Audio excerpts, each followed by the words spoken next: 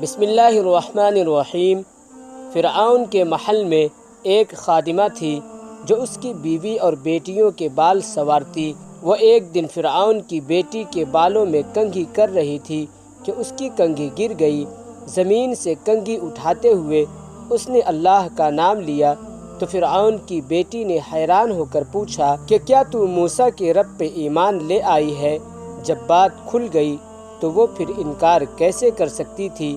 لہٰذا اس نے کہا، ہاں میں موسیٰ اور اس کے رب پہ ایمان لائی ہوں۔ فرعون کی بیٹی نے کہا، صبر کرو، میں ابھی تیرا بندوبست کرتی ہوں۔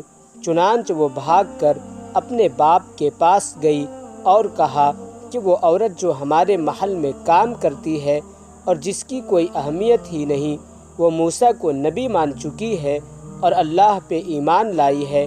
اب آپ کی خدائی کا دعویٰ کیا ہے؟ فرعون نے کہا، میں ابھی اس کو ٹھیک کرتا ہوں۔ اس نے اسی وقت دربار لگایا اور عورت کو بلوا کر کہا کہ تم مجھ سے رجوع کرو ورنہ ہم تمہیں قتل کر دیں گے۔ وہ کہنے لگی، تو جو کر سکتا ہے کر لے۔ فرعون کو پتہ چلا کہ اس کی دودھ پیتی بچی ہے، چنانچہ اس نے عورت کو چمیخا کروایا، یعنی زمین پہ لٹا کر اس کے دونوں ہاتھوں اور پیروں پہ کیل گاڑ دی۔ تکلیف سے وہ ہل بھی نہیں سکتی تھی۔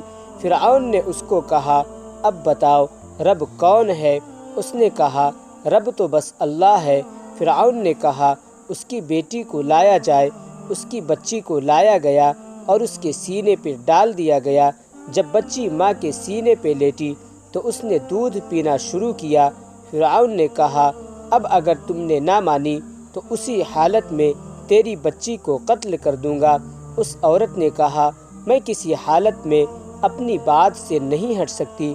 چنانچہ اسی حالت میں اس کی بچی کو ذبح کر دیا گیا، ماں کے سینے کے اوپر ہی، اور بیٹی کا سارا خون اپنی ماں کے وجود پہ پھیل گیا۔ فرعون نے کہا کہ بچھو لاؤ۔ اس زمانے میں دشمن کو سزا دینے کے لیے بڑے بڑے بچھو، سانپ اور شیر پالے جاتے تھے۔ بچھو کو اس کے وجود پہ چھوڑا گیا اور یوں زہریلے بچھو نے اس کو ڈسنا شروع کیا۔ بچھو نے اس کو اس قدر کاٹا کہ اس کی موت وہیں پہ ہو گئی۔ ذرا سوچے، اللہ کے نام کے لیے اس نے خود کی اور اپنی معصوم بچی کی قربانی دی، لیکن اللہ کا نام زبان سے نہ ختم ہونے دیا۔ کیا گزری ہوگی اس کے دل پہ جب معصوم دودھ پیتی بچی کو اس کے سینے پہ ہی ذبح کر دیا گیا۔ ہم کو تو دین کے لیے محنت کوئی قربانی نہیں دینی پڑی، اسی لیے ہمیں دین کی قدر نہیں۔